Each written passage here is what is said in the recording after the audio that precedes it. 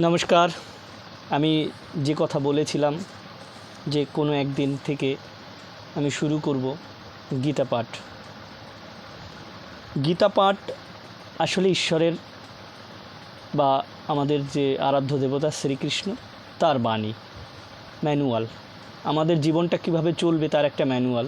যথার্থই বলেছেন আমাদের শ্রদ্ধেয় শিশু সন্ন্যাসী প্রভুপাদ,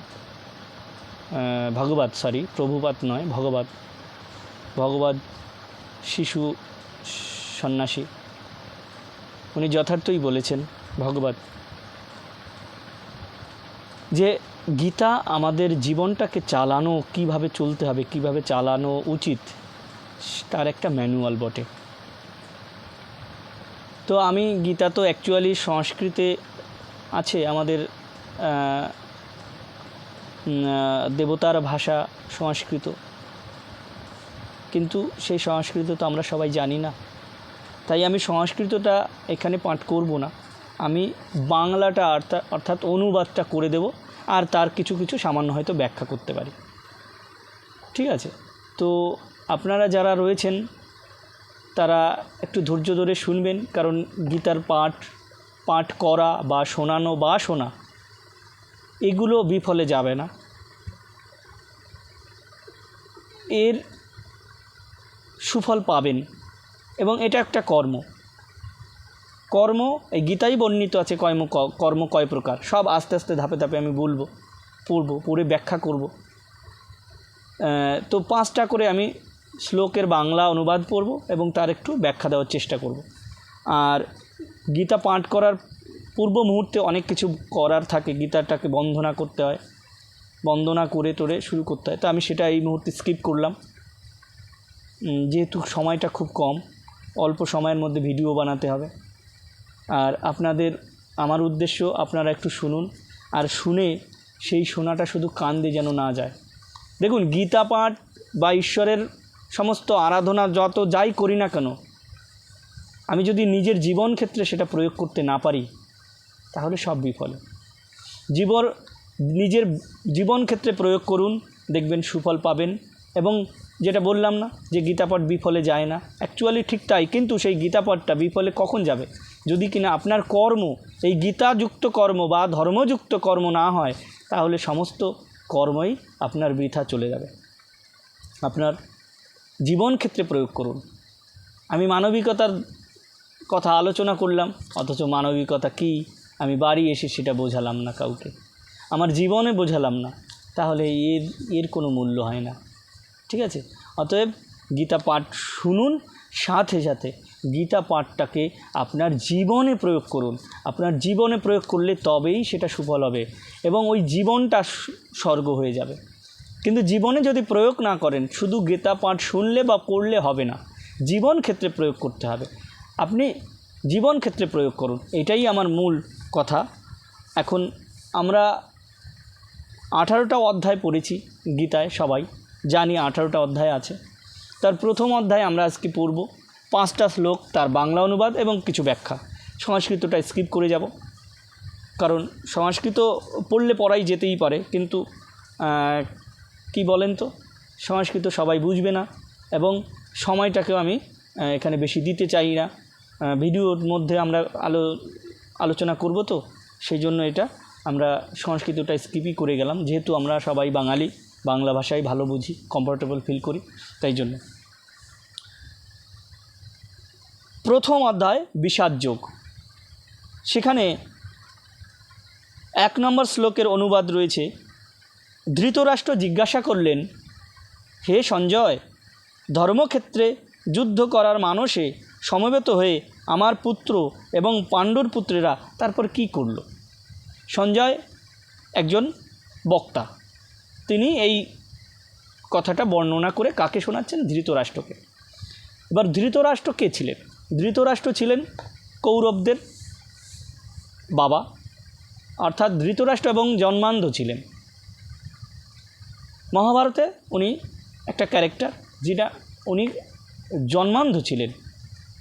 জন্মান্ধ মানে জন্ম থেকে অন্ধ, উনি কিছু দেখতে পারতেন না। এবার যুদ্ধক্ষেত্রে যেহেতু একটা দুই পক্ষ যুদ্ধের এসেছেন, উনি কিছু দেখতে পাচ্ছেন না, তাই জন্য উনি করলেন কি, সঞ্জয়কে জিজ্ঞাসা করলেন, সঞ্জয় যখন যুদ্ধক্ষেত্রে আসলো তখন আমার ভাই পাণ্ডুর পুত্রেরা, আমার ভাই পাণ্ডু তার পুত্রেরা অর্থাৎ ভাইপোরা এবং আমার নিজের ছেলেরা কৌরবরা যারা দুর্যোধন ওইগুলো আর কি, তারা একে অপর কী করছে আর কি, সেটা উনি সঞ্জয়ের কাছে জানতে চাইলেন। যুদ্ধর সামনে যে তৈরি হচ্ছে যুদ্ধের ব্যাপারটা, তখন সেগুলো জানতে চাইলেন। এখন এই মুহূর্তে আমাদের সঞ্জয় বললেন, হে রাজন, পাণ্ডবদের সৈন্যসজ্জা দর্শন করে রাজা দুর্যোধন দ্রোণাচার্যের কাছে গিয়ে বললেন, মানে পাণ্ডবদের যেসব সৈন্য যারা ছিলেন, সৈন্যগণ যারা আর কি যুদ্ধ করার জন্য প্রস্তুত ছিলেন বা এসে গেছেন, সেই সব দেখে কৌরবদের বড় ভাই দুর্যোধন দ্রোণাচার্যের কাছে গিয়ে বললেন। দ্রোণাচার্য হচ্ছে অস্ত্রগুরু, অস্ত্র শিক্ষা দিয়েছেন যিনি, কৌরবদের এবং পাণ্ডবদের সবাইকেই উনি অস্ত্র শিক্ষা দিয়েছেন। তো এই মুহূর্তে উনি দুর্যোধনের পক্ষেই অর্থাৎ কৌরবদের পক্ষেই। তা ওই দুর্যোধনের কাছে গিয়ে দুর্যোধন বললেন, দ্রোণাচার্যের কাছে গিয়ে দুর্যোধন বললেন, কি বললেন সেটা পরবর্তী শ্লোকে জিজ্ঞাসা করছেন। এটা কিন্তু আবার সঞ্জয় তাকে বলছেন, কাকে? ধৃতরাষ্ট্রকে। কি বলছেন? হে আচার্য, পাণ্ডবদের মহান সৈন্যবল দর্শন করুন, যা আপনার অত্যন্ত বুদ্ধিমান শিষ্য দ্রুপদের পুত্র অত্যন্ত দক্ষতার সঙ্গে বুদ্ধের আকারে রচনা করেছেন।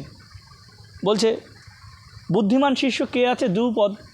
সেই দ্রুপদের পুত্র অত্যন্ত দক্ষতার সঙ্গে পাণ্ডবদের পক্ষে সৈন্য সাজাচ্ছেন, চক্রব্যূহ অর্থাৎ ব্যূহ রচনা করছেন।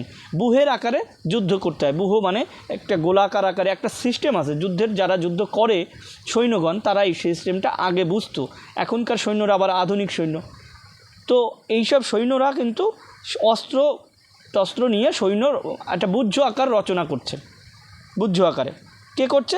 দ্রুপদের, যে কিনা দ্রোণাচার্যের শিষ্য দ্রুপদ, তার পুত্র এটা করছে। তার মানে দ্রোণাচার্যের শিষ্য, আমি বললাম দ্রোণাচার্য হচ্ছে অস্ত্র শিক্ষাগুরু, অর্থাৎ অস্ত্র কিভাবে চালাতে হয়, যুদ্ধ কিভাবে করতে হয়, সেই গুরু দ্রোণাচার্য। পরবর্তীতে বলা হচ্ছে, সেই সমস্ত সেনাদের মধ্যে অনেকে ভীম ও অর্জুনের মতো বীর ধনুর্ধারী রয়েছেন। ভীম এবং অর্জুনের মতো অনেক বীর রয়েছেন ওই সেনাদের মধ্যে, যা নিয়ে আর কি সেনা রচনা করা হচ্ছে, ব্যূহ রচনা করা হচ্ছে। সেই সবের মধ্যে কে কে রয়েছেন? সেই সব অনেক সেনা যারা ভীম এবং অর্জুনের মতো বলশালী। এবং যুযুধান রয়েছে, বিরাট এবং দ্রুপদের মতো মহাযোদ্ধাও রয়েছেন। দ্রুপদও রয়েছেন, বিরাট রয়েছেন, নাম বলছেন এগুলো। সেখানে কে রয়েছে?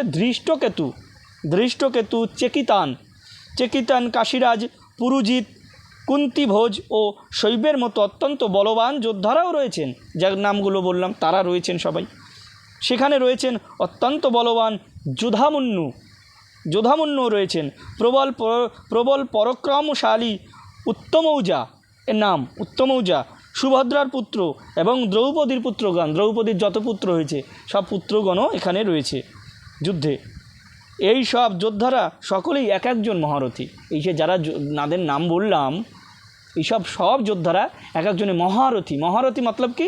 এক একজন মহান যোদ্ধা, যারা খুবই বলবান, বলশালী, পরাক্রমশালী, যাদের সহজে যুদ্ধে পরাস্ত করা সম্ভব না, সেই সব সেনারাও রয়েছেন। পরবর্তী, হে দ্বিজোত্তম, আমাদের পক্ষে যে সমস্ত বিশিষ্ট সেনাপতি সামরিক শক্তি পরিচালনার জন্য রয়েছেন, আপনার অবগতির জন্য আমি তাদের সম্বন্ধে বলছে যে আমাদের পক্ষে কারা কারা রয়েছে। হে দ্রোণাচার্য, হে দ্বিজোত্তম, আমাদের মধ্যে যারা যারা রয়েছে, যেসব সেনাপতি রয়েছে বা সামরিক শক্তি পরিচালনা যারা করেন আমাদের মধ্যে, আপনাকে জানানোর জন্য আমি তাদের নামও বলছি বা তাদের বিষয়েও আমি বলছি। সেখানে রয়েছেন কে?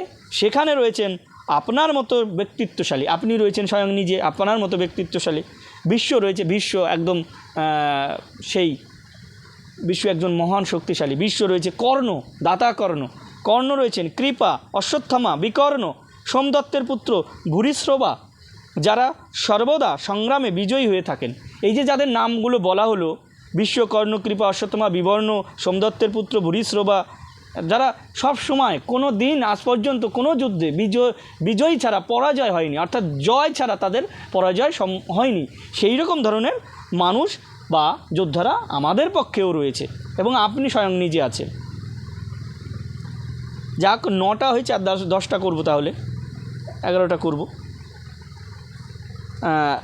এছাড়াও আরও বহু সেনানায়ক রয়েছেন যারা আমার জন্য তাদের জীবন ত্যাগ করতে প্রস্তুত। এমন সেনানায়ক রয়েছেন যারা আমার জন্য জীবনটাকে পর্যন্ত উৎসর্গ করে দেবে, এমন সেনানায়কও রয়েছেন।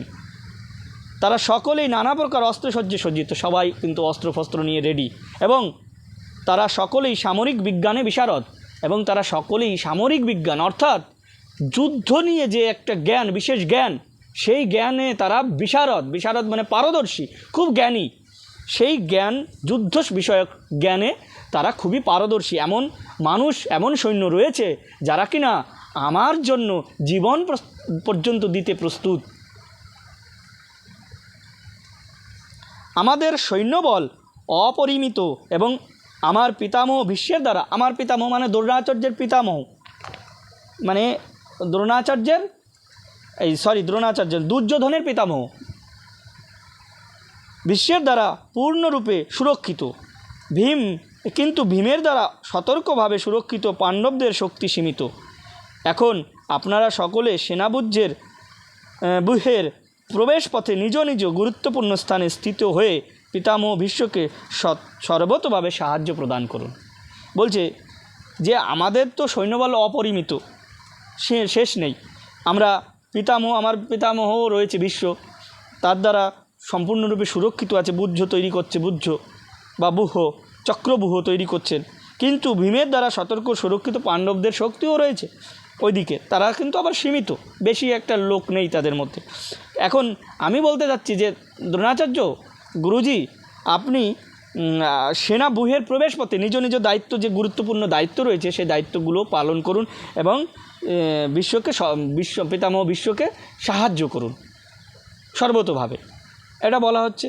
আচ্ছা, আজকে এই পর্যন্তই থাক, কারণ ভিডিও অনেক বড় হয়ে যাচ্ছে, চাই না অত বেশি বড় করার জন্য। সেই জন্য আবার একদিন অন্য সময় আসব। কিন্তু গীতা পাঠ করার পরে যে বিষয়টা না বললেই নয়, যে শ্লোকটা, সেটা আমাকে বলতে হবে। সেটা আপনারাও বলুন, মুখে মুখে আওড়ান, মনে মনে আওড়ান, এবং নিজের জীবন ক্ষেত্রে প্রয়োগ করুন সব কিছু। আমি যাই বলি না কেন, এইখানে জীবন ক্ষেত্রে প্রয়োগ করুন। প্রয়োগ না করলে কোনো ফল সব বিফলে যাবে। প্রয়োগ করুন, নিজের জীবনে প্রয়োগ করুন, দেখবেন শান্তি আসবে, ভালোবাসা আসবে, ঈশ্বরের প্রাপ্তি হবে, সবই হবে। কিন্তু যদি মনে করেন যে আমি শুধু শুনলাম তাতেই হয়ে গেল, না, শুনলেই হয় না, আপনাকে প্রয়োগ করতে হবে, জীবনে প্রয়োগ করতে হবে। তো আসুন, এটা মুখে মুখে বলুন, সবাই মনে মনে বলুন, মুখে মুখে বলুন, যেভাবে বলুন। গঙ্গা গীতা চ সাবিত্রী সীতা সত্তা পতিব্রতা ব্রহ্মবলী ব্রহ্মবিদ্যা ত্রিসন্ধ্যা মুক্তিগেহিনী অর্ধমাত্রা চিদানন্দা ভবাগ্নি ভ্রান্তিনাশিনী বেদত্রয়ী পরানিন্দা তত্ত্বার্থ জ্ঞানমঞ্জুরি।